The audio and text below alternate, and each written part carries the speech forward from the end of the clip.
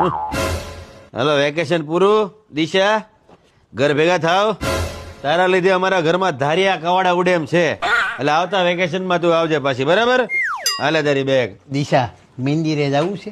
નહીં નથી આવું એને કે આપણા ઘરમાં છોકરીઓને આવ્યું નથી થાતું. છોકરીઓ આવી નથી ને પાછળ પાછળ ફરવાનું શરૂ કરી દીધું.